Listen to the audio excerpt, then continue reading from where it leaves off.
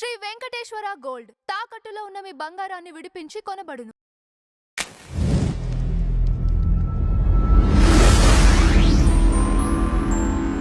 నమస్కారం రాజేష్ గారు. నమస్కారం. తిరుపతి లడ్డు కల్తీ విషయంలో ఛార్జ్షీటు దగ్గర 36 మంది నిందితులుగా పేర్కొంటూ సబ్మిట్ చేయడం జరిగింది. దాని తర్వాత అండి ఆల్మోస్ట్ మీరు ఈ 2-3 రోజులు గమనించినట్టయితే ఆల్మోస్ట్ కొన్ని వందల వీడియోలు సర్క్యులేట్ అయినాయి. చంద్రబాబు నాయుడు గారు క్షమాపణ చెప్పాలి, పవన్ కళ్యాణ్ గారు క్షమాపణ చెప్పాలి, హిందువుల మనోభావాలను దెబ్బతీసే విధంగా వీళ్ళు ఆ రోజు మాట్లాడారు. ఇప్పుడు మరేం లేదు కదా ఇక్కడ. అంటే అక్కడ మళ్ళీ ఇంకో ప్రెస్ మీట్ పెట్టి చంద్రబాబు నాయుడు గారు, పవన్ కళ్యాణ్ గారు ఇది అప్పుడు కొవ్వుకు సంబంధించింది కాదు, ఇది అసలు పూర్తిగా అసలు కెమికల్తో కూడుకున్నదని ప్రెస్ మీట్ పెడితే కానీ ఈ వీడియోలు ఆగవా? అసలు ఇంత జరుగుతున్నా కానీ అది దారుణంగా ఉన్నాయి. అంటే ఇది హిందువుల మనోభావాలు దెబ్బతీసే విధంగా ఇలా చేయటం అనేది కరెక్టేనా? ఇది ఒక కోణం అండి. ఇంకోటి, ఇది ఒక బయోవార్ లాగా అనిపించేదని చెప్పేసి ఇంకొక చర్చ జరుగుతుందండి. అంటే ఇప్పుడు ఫర్ ఎగ్జాంపుల్ కల్తీ మద్యం తీసుకుందాం. ఆ రోజున కల్తీ మద్యం అనేది ఆరోగ్యానికి హానికరం. అది ఎంత మోతాదులో తాగితే వాళ్ళ చనిపోవడం జరుగుద్ది. అంటే పీరియడ్ ఆఫ్ టైం. కొంతమంది రెసిస్టెన్స్ పవర్ ఉన్నవాడు కొంచెం ఎక్కువ కాలం బతుకుతాడు, ఎక్కువ తాగినా కానీ. ఇక్కడ ఇది బాడీలోకి కెమికల్ వెళ్ళిన హిందువులు ఎవరైతే ఉన్నారో ఎంటైర్ ఇండియాలో ఉన్నారు, భారతదేశంలో. ఇప్పుడు మొన్న అక్కడికి కూడా అయోధ్యకు సంబంధించింది కూడా ఎన్నో లడ్లు పంపించారు, అక్కడ కూడా తినటం జరిగింది. ఇవంతా బాడీలో ఎప్పటికైనా రియాక్షన్ ఇవ్వచ్చు. ఇది హిందువుల్ని ఒక రకంగా టార్గెట్ చేస్తూ చంపడానికి జరిగిన ఒక పెద్ద కుట్రగా భావించాలని చెప్పేసి హిందువుల్లో కొంతమంది వీటి మీద చర్చ జరుపుతున్నారు. ఇది బయోవార్ అనుకోవాలా? ఎలా చూడాలి దీన్ని? ఇప్పుడు వాస్తవంగా 2024 జూలై ఆగస్టుల్లో ముఖ్యమంత్రి హోదాలో చంద్రబాబు నాయుడు గారు రాష్ట్ర వ్యాప్తంగా ఉన్నతాధికారులతో జరిపిన సమీక్షా సమావేశం సందర్భంగా తిరుమల శ్రీవారికి ప్రసాద రూపంలో నివేదించే లడ్డూ తయారీలో వినియోగించే నెయ్యి కల్తీ జరుగుతూ ఉంది. దాని మీద మాకు ఫిర్యాదులు వచ్చిన మేరకు మేము నేషనల్ డైరీ డెవలప్మెంట్ బోర్డు వారి ల్యాబ్లో టెస్ట్ చేయించితే అందులో జంతు అవశేషాలతో కూడుకున్న కల్తీ జరిగింది. అంటే ఇక్కడ గమనించుకోవాల్సింది, మనం చాలా సందర్భాల్లో వార్తలు వింటూ ఉంటాం. కాటేదాన్ లాంటి ప్రాంతాల్లో జంతువుల కొవ్వు, జంతువుల ఎముకల నుంచి తయారు చేసిన నెయ్యి ఉత్పత్తి జరుగుతూ ఉంటుంది. ఆ ఉత్పత్తి జరిగిన నెయ్యిని హైదరాబాద్లో చాలా రెస్టారెంట్స్లో కూడా, అంటే మామూలు నెయ్యి కన్నా ఇది చౌకగా దొరుకుతుంది అని చెప్పని, నెయ్యి లాంటి పదార్థం అది నెయ్యి కాదు, అంటే ఫ్యాట్ నుంచి తీసిన చమురు, దాన్ని నెయ్యి రూపంలో బిర్యానీల తయారీలో వినియోగిస్తూ ఉన్నారు. ప్రజలు రుచి పరిగణలోకి తీసుకుంటున్నారు తప్ప జరుగుతున్న ఈ కల్తీని పరిగణలోకి తీసుకోలేకపోతూ ఉన్నారు అని చెప్పని ఫుడ్ సెక్యూరిటీ వాళ్ళు చాలా సందర్భాల్లో రెస్టారెంట్ల మీద దాడులు చేస్తూ ఉంటారు. ఈ కల్తీ ఈ ఉత్పత్తులు తయారు చేస్తున్న సంస్థల మీద దాడులు చేస్తూ ఉంటారు. అవి మనకి వార్తాపత్రికల్లో కూడా రిపోర్ట్ అవుతూ ఉంటాయి. అలాగే శ్రీవారి ప్రసాదం తయారీలో వినియోగించే నెయ్యిలో కూడా ఈ విధమైన కల్తీ జరిగింది అని చెప్పని ఆ ఎన్డీడీబీ రిపోర్టు చదివితే దాంట్లో క్లియర్గా మెన్షన్ అయి ఉంది. నేషనల్ డైరీ డెవలప్మెంట్ బోర్డు వాళ్ళు ఇచ్చిన రిపోర్టుని చంద్రబాబు నాయుడు గారు ఉటంకిస్తూ ఆయన ఉన్నతాధికారుల సమావేశంలో ప్రజలకి ఆ సమావేశం ద్వారా తెలియజేశారు. దాంతో ఒక్కసారిగా రాష్ట్రమే కాదు, దేశం ఉలిక్కిపడింది. ప్రపంచవ్యాప్తంగా ఉన్న శ్రీవారి భక్తులందరూ ఉలిక్కిపడ్డారు. అరే, గత 5 సంవత్సరాలుగా నేను పలానా టైంలో శ్రీవారి దర్శనం చేసుకున్నా, అక్కడ ప్రసాదంలో రూపంలో ఉన్న లడ్డు నేను కొనుక్కొచ్చుకొని నేను కూడా స్వీకరించా, నేను జన్మతః శాకాహారిని, నేను మడి శుచి శుభ్రత సాంప్రదాయాన్ని పాటిస్తూ ఉండేవాడిని, నిత్య సంధ్యావందనం చేసుకునేవాడిని, నా ఆచార వ్యవహారాలు కూడా ఈ విధంగా మంట కలిపాడా జగన్ రెడ్డి అని చెప్పని ఆవేదనతోటి తల్లడిల్లిపోయారు లక్షలాది మంది. మాతో పాటు ప్యానల్ డిబేట్లో పార్టిసిపేట్ చేసిన కొందరు కళ్ళనీళ్ళ పర్యంతరం అయ్యారు. మీడియా చర్చల్లో నాతో పాటు ప్యానల్లో పార్టిసిపేట్ చేసిన వాళ్ళు. అటువంటి నేపథ్యంలో చంద్రబాబు నాయుడు గారు ఉన్నతాధికారులతోటి ఒక సిట్టు కాన్స్టిట్యూట్ చేసి విచారణ జరిపిస్తూ ఉన్నారు. ఆ జరిపించే క్రమంలో చాలా కొద్ది కాలంలోనే చాలా విస్తుగొలిపే వాస్తవాలు వెలుగులోకి వచ్చినాయి. ఈ సంస్థలకి టెండర్ కట్టబెట్టడం కోసం ఎన్నో సంవత్సరాలుగా శ్రీవారి ప్రసాదంలో వినియోగించే నెయ్యిని సరఫరా చేస్తూ ఉన్న కర్ణాటక రైతు సమాఖ్యకి సంబంధించిన నందిని నెయ్యిని రద్దు చేయించి, కారణం ఏంటంటే వాళ్ళు రేట్ ఎక్కువ చెప్తున్నారు అని చెప్పని. వాస్తవంగా బెస్ట్ క్వాలిటీ నెయ్యి శ్రీవారి కైంకర్యానికి వినియోగించేటప్పుడు బెస్ట్ క్వాలిటీ ప్రాతిపదిక మీద కొనుగోలు చేయాలి. లోయెస్ట్ రేటు కొనుగోలు చేయమని ఎవరు చెప్పారు వీళ్ళకి? నువ్వు ఎప్పుడైతే లోయెస్ట్ రేట్ అంటున్నావో క్వాలిటీ దగ్గర కాంప్రమైజ్ అవుతారు. నీ ఇంటికో నువ్వు చేసే ఒక ఫంక్షన్లోనో నువ్వు కకృతిపడి లోయెస్ట్ రేటుకి నువ్వు కకృతి పడ్డావంటే అర్థం ఉంది. నిన్ను శ్రీవారి సేవకుడిగా నియమించారు. ఆ శ్రీవారి సేవకు వినియోగించేది బెస్ట్ క్వాలిటీయే ప్రాతిపదికగా తీసుకోవాలి. కారణం ఏంటి అంటే నీ జేబులో డబ్బులతో నువ్వు కొంటలా. భక్తులు ఆ శ్రీవారి పట్ల భక్తిభావంతో ఇచ్చిన కానుకల నుంచి నువ్వు కొనుగోలు చేస్తూ ఉన్నావు. అలా కొనుగోలు చేసే క్రమంలో నిన్నెవరు రేటు విషయం రాజీ పడమన్నారు? వన్స్ నువ్వు రేటు విషయం రాజీ పడుతున్నావు అంటే క్వాలిటీ విషయంలో కూడా రాజీ పడినట్టే. అలా రేటు విషయంలో రాజీ పడుతూ టెండర్ నిబంధనలు కూడా సడలించి నువ్వు టెండర్ నిబంధనలు సడలించే నిర్ణయం తీసుకున్నావు. పోనీ ఆ సంస్థల స్థాయి, సామర్థ్యం, వాళ్ళకున్న అనుభవం, వాళ్ళకున్న పరిజ్ఞానం నువ్వు ఎప్పుడైనా వెరిఫై చేయించావా? ఏమీ చేయకుండానే ఏకపక్షంగా టెండర్లు కట్టబెట్టావు. ఈ అంశాలన్నీ రాష్ట్ర ప్రభుత్వం నియమించిన సిట్టు కొద్ది రోజుల్లోనే మొత్తం వెలికి తీస్తూ ఉంది. అసలు పాల సేకరణ జరగలేదు, నెయ్యి తయారీ జరగలేదు. ఒక సంస్థ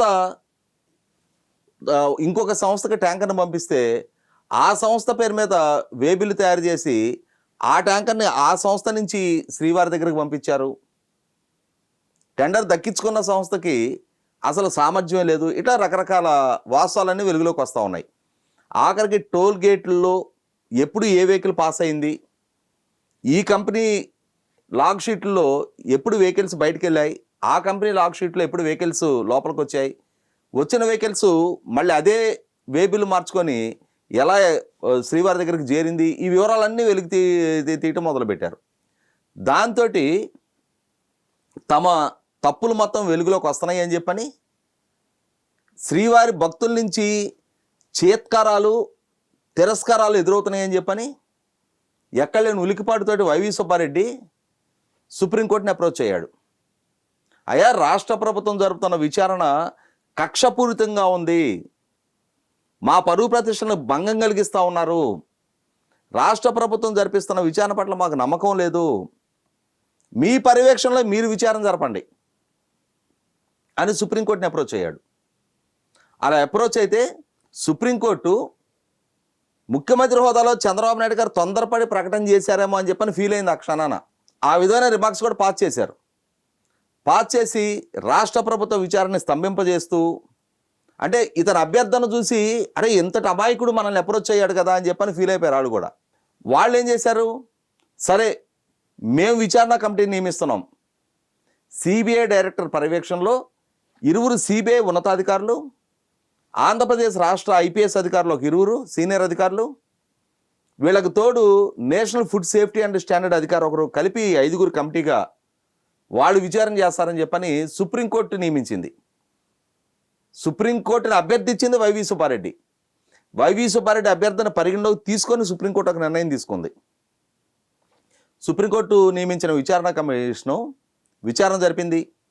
సిట్టు ఏ ఆధారాలు అయితే సేకరించారో ఆ ఆధారాలే ఇవాళ సుప్రీంకోర్టు నియమించిన సిట్టు కూడా, అంటే రాష్ట్ర ప్రభుత్వ సిట్టు ఏ ఆధారాల నుంచి అయితే విచారణ మొదలుపెట్టిందో, ఏ ఆధారాలను అయితే సేకరించిందో, ఎక్కడెక్కడ తప్పు జరిగిందని నిర్ధారణ చేసిందో దాన్నే ధృవీకరిస్తూ మరింత ఎక్స్టెన్సివ్గా సుప్రీంకోర్టు ద్వారా నియమించబడ్డ సిబిఐ ఉన్నతాధికారులతో కూడిన విచారణ కమిషన్ వందలాది మందిని విచారించి ఇవాళ బోలేబాబా డైరీ టెండర్ దక్కించుకున్న సంస్థ, స్వచ్ఛమైన నెయ్యి నందిని సంస్థ, నందిని బ్రాండు 490 రూపాయలకి సప్లై చేస్తుంటే ఓపెన్ మార్కెట్లో 600 రూపాయల పైగా స్వచ్ఛమైన నెయ్యి, ఎటువంటి కల్తీ జరగని నెయ్యి 600 రూపాయల పైగా అమ్ముతూ ఉంటే 319 రూపాయల 80 పైసలకి బోలేబాబా డైరీ అనే సంస్థ టెండర్ దాఖలు చేస్తే ఆ 319 రూపాయల 80 పైసల్లో కూడా ఈ వైవి సుబ్బారెడ్డి దగ్గర పిఏగా పనిచేసిన చిన్నప్పన్న అనేవాడు నాకు 25 రూపాయలు కమిషన్ ఇవ్వాలని అడిగాడంట కిలోకి. అంటే 284 రూపాయల 80 పైసలకి అసలు స్వచ్ఛమైన ఆవుని సప్లై చేసేది ఎవరు? సరే అయినా సరే 294 రూపాయలకి అయినా సరే ఆ సంస్థ సప్లై చేసింది. ఎంత సప్లై చేసింది? 2019 నుంచి 24 మధ్యకాలంలో 60,10,000 కిలోలు సప్లై చేసింది. అంటే 6,000 టన్నులు, 6,001 టన్ను మొత్తం కెమికలే. దాంట్లో ఏంటి వాళ్ళు వాడింది? పామోయిల్ని తీసుకొని దాంట్లో కెమికల్స్ కలిపి నెయ్యి వాసన రావడానికి ఫ్లేవర్స్ మిక్స్ చేసి మనం కొన్ని కూల్ డ్రింకులు తాగుతూ ఉంటాం. దాంట్లో లెమన్ ఫ్లేవర్ ఉంటుంది, ఆరెంజ్ ఫ్లేవర్ ఉంటుంది. అది ఫ్లేవరే, నిజమైన నిమ్మకాయ కలపరు, నిజమైన నారింజకాయ కలపరు, కెమికల్స్ తోటి ఆ ఫ్లేవర్ రప్పిస్తారు. అలాగే ఇక్కడ నెయ్యి లాంటి వాసన వచ్చినట్టు భ్రమింపజేయడానికి ఫ్లేవర్స్ వాడారు. ఈ పామోలిన్లో కెమికల్స్ మిక్స్ చేశారు. మిక్స్ చేసి 60,10,000 కిలోలు అంటే 6,001 టన్ను సప్లై, 6,010 టన్నులు సప్లై చేశారు. దానితోటి 5 సంవత్సరాల టెన్యూర్లో 20 కోట్ల లడ్డులు తయారు చేశారు.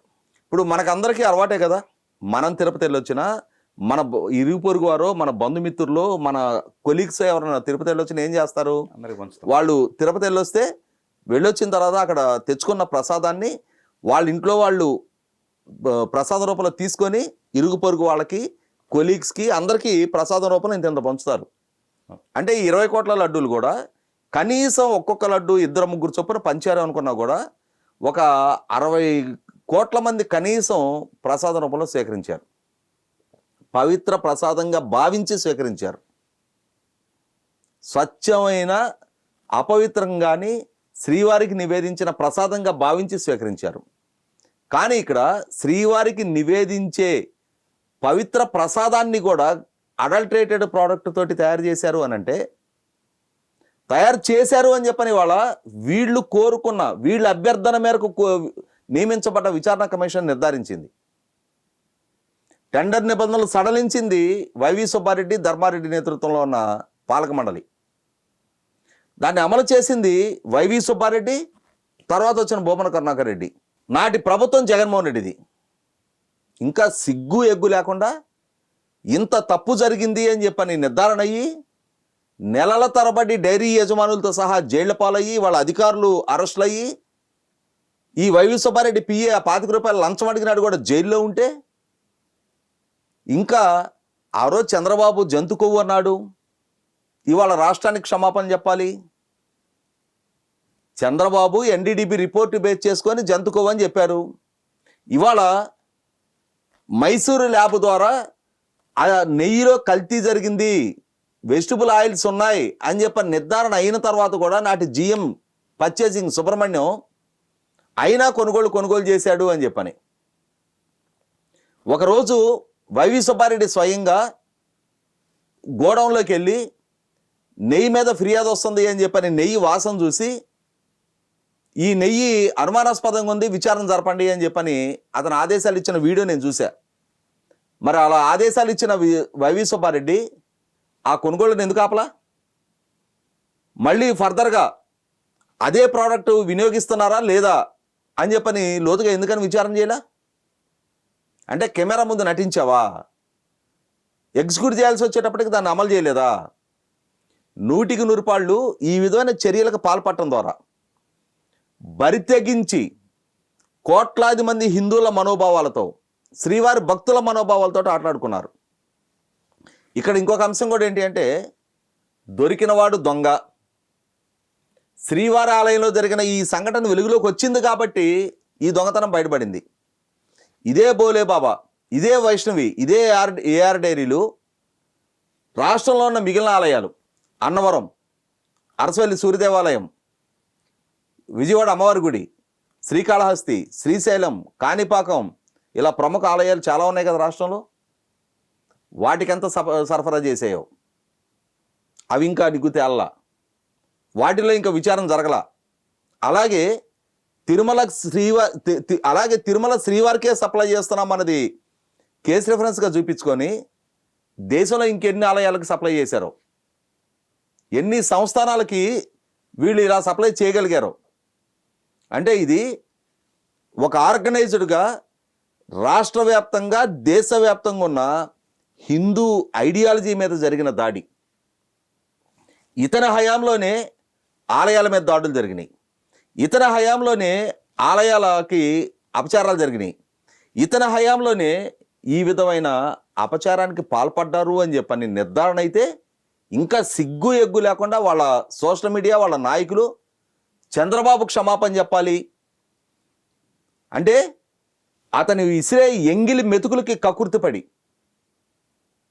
అతను విసిరే చిల్లర డబ్బులకి కకుర్తిపడి, అతను దైవ దూషణ చేసినా, దైవానికి అపచారం చేసినా కూడా అతని తప్పుని చిన్నదిగా చూపించే ప్రయత్నం చేస్తున్నారా? అతనికి దైవం పట్ల భయం లేదు, భక్తి లేదు. అతను నియమించిన వైవి సుబ్బారెడ్డి, అతను నియమించిన భూమన కరుణాకర్ రెడ్డి స్వయంగా ఆ నల్లరాయిని చెప్పుతో కొడితే ఏమవుద్ది అని చెప్పని ఒకనాడు కామెంట్ చేశాడు. ఇటువంటి వ్యక్తులు ధర్మకర్తల మండలిలో కూర్చొని, ఇటువంటి వ్యక్తులను ధర్మకర్తల మండలిలో నియమించి సంవత్సరాల తరబడి శ్రీవారికి అపచారం తలపెడితే ఇంకా చంద్రబాబు తప్పు చేశాడు, ఎన్డీఏ కూటమి క్షమాపణ చెప్పాలి, సనాతన ధర్మం అంటున్న పవన్ కళ్యాణ్ క్షమాపణ చెప్పాలి, ఏం తప్పు జరగలేదని చెప్పని సిట్ నిర్ధారణ చేసిందా? 60,10,000 కిలోల నెయ్యి లాంటి పదార్థాన్ని సప్లై చేశారు. 1 కేజీ కూడా అందులో నెయ్యి లేదు, 1 గ్రాము కూడా నెయ్యి లేదు. 5 సంవత్సరాల పాటు అటువంటి ఒక అపచారానికి పాల్పడి ఇంకా మిమ్మల్ని మీరు సమర్థించుకుంటా ఈ విధమైన ఎదురుదాడికి సాహసిస్తున్నారు అని అంటే హిందూ సమాజం పట్ల ఉన్న చులకన స్వభావమే కారణం. ఇదే తప్పు, ఇందులో 1000వ వంతు తప్పు ఒక ఇస్లాం విషయంలోనో ఒక క్రిస్టియానిటీ విషయంలోనో జరుగున్నట్టయితే ఈ పాటికి చీల్చి చెండాడు ఉండేవాళ్ళు. కానీ సహనశీలురు, శాంతి కాముకులు కాబట్టి హిందూ సమాజంతో, హిందూ భక్తుల మనోభావాలతోటి, హిందూ ఆలయాలతోటి, హిందూ దేవతలతోటి ఈ విధమైన ఆటలాడే సాహసానికి రాజకీయపు అధికారం ముసుగులో ఒడిగడతా ఉన్నారు. ఇంకా ఇప్పటికీ కూడా తమ దగ్గరున్న పాపపు డబ్బుతోటి ఇంకా తమను సమర్థించే వాళ్ళని పోషించుకుంటా, తమకి అనుకూలమైన ప్రచారం చేసుకుంటా, తమ ప్రత్యర్థుల వ్యక్తిత్వానికి పాల్పడే సాహసాన్ని ఒడిగడతా ఉన్నారు. ఖచ్చితంగా దీనికి తగిన మూల్యం చెల్లింప చేసి తీరాల్సిన బాధ్యత హిందూ సమాజం మీద ఉంది.